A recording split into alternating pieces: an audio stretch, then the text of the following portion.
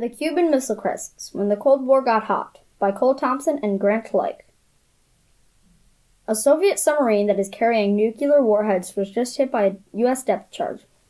The sailors started to think that war has started.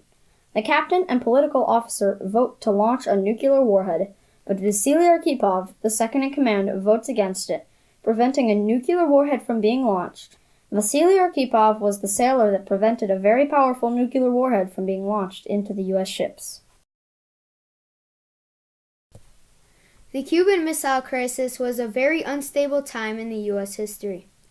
John F. Kennedy was elected president a little less than 2 years from this crisis. About 6 months later, President Kennedy attempts to overthrow the communist government and assassinate Fidel Castro, the leader of Cuba. President Kennedy does this by invading a small bay on the south side of Cuba, the Bay of Pigs. The Bay of Pigs invasion was thwarted by Fidel Castro's army and failed miserably. 84.9% of the U.S. soldiers were taken prisoner or killed during the invasion. The Bay of Pigs caused Fidel Castro to turn to Nikita Khrushchev for defense against the U.S. About 27,305 nuclear warheads ready to be launched at any second by the U.S. and approximately 4,000 ready to be launched by Russia. The outnumbering of these nuclear warheads show how the U.S. was ready for anything. Although the USSR had little missiles during the Cuban Missile Crisis, they certainly didn't stop making them after the nuclear crisis. In fact, around 1986, the USSR had about 40,000 missiles and were ready for anything. It certainly wouldn't be smart to mess with Russia then. The Cold War was a very stressful time for the Americans and Russians alike.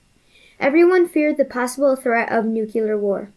The U.S. became very scared when the USSR put Sputnik into the atmosphere. The citizens thought that the USSR was spying on them and became more threatened. The U.S. feared this because now they could possibly put missiles in space. The USSR and Cuba were covertly making missile bases in Cuba while the U.S.'s back was turned.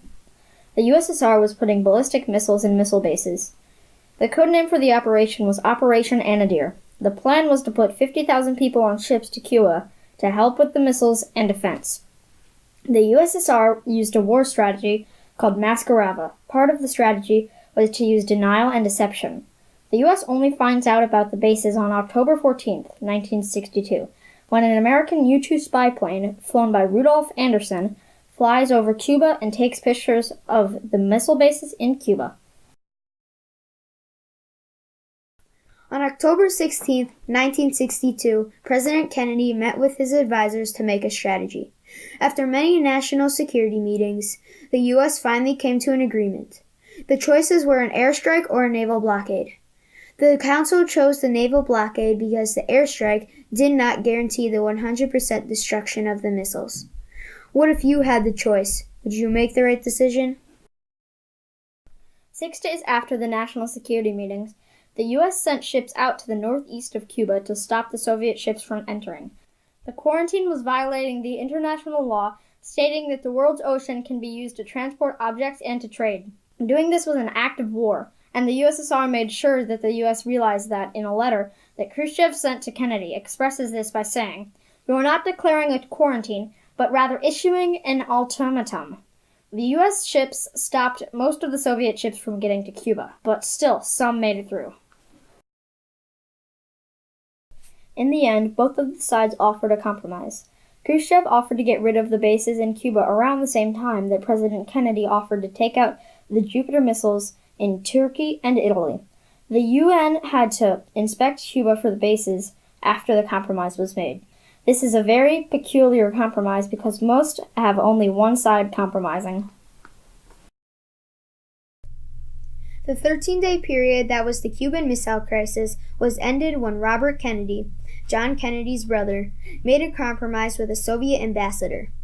The compromise stated that the U.S. would remove missiles from Italy and Turkey and leave Cuba alone as long as the USSR took their missiles out of Cuba. The tension between the two governments started to ease in 1963. The time to fix the roof is when the sun is still shining. John F. Kennedy. This quote from President Kennedy shows that the best time to change or fix something is when you still have the opportunity. President Kennedy does just this by ending the Cuban Missile Crisis and fixing the conflict between the U.S., Cuba, and Russia. We now think that everyone should now realize how important the compromise to end the crisis was. Thank you, Thank you, and good night. And good night.